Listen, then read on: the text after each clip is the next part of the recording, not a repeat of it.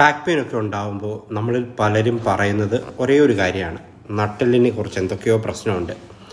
പക്ഷേ നമ്മുടെ നട്ടെല്ല് ഒരൊറ്റ അസ്ഥിയല്ല എന്നുള്ളതാണ് ആദ്യമേ നമ്മൾ മനസ്സിലാക്കേണ്ടത്. നട്ടെല്ലിനെ പ്രധാനമായിട്ടും 5 ഭാഗങ്ങളായിട്ടാണ് തിരിച്ചിരിക്കുന്നത്. Cervical spine, thoracic spine, lumbar spine, അതായത് കഴുത്തിൻ്റെ വശം, നെഞ്ചിൻ്റെ പിൻഭാഗം, അതുപോലെ നടുവിൻ്റെ പിൻഭാഗം.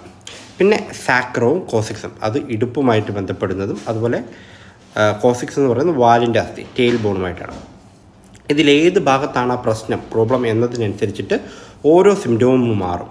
ഇപ്പോൾ കഴുത്തിലൊക്കെ ആണെന്നുണ്ടെങ്കിൽ മരവിപ്പുണ്ടാവും, ലംബാറിലാണെങ്കിൽ കാലിലേക്കുള്ള വേദനകൾക്ക് പല കാരണമാകും.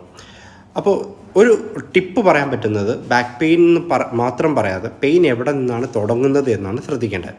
കഴുത്തിലാണോ, നടുവിലാണോ, അതോ ഇനി കാലിലേക്ക് ഇറങ്ങുന്നുണ്ടോ? ഈ വിവരങ്ങൾ ആണ് ശരിക്കും ഒരു ഡോക്ടറിനെ ഡയഗ്നോസിസിന് സഹായിക്കുക. അപ്പം നട്ടലിനെ മനസ്സിലാക്കാനും അതിൻ്റെ പ്രോബ്ലംസിനെ കുറിച്ച് കൂടുതലൊക്കെ മനസ്സിലാക്കണമെന്നുണ്ടെങ്കിൽ നിങ്ങൾക്ക് ഈ പേജ് ഫോളോ ചെയ്യാം. ഒപ്പം നിങ്ങളുടെ സംശയങ്ങൾ എന്തെങ്കിലും ഉണ്ടെങ്കിൽ താഴെ കമൻറ്റ് ബോക്സിൽ രേഖപ്പെടുത്തുകയാണെന്നുണ്ടെങ്കിൽ ഞാൻ അതിന് പരമാവധി ആൻസർ തരാൻ ശ്രമിക്കാം.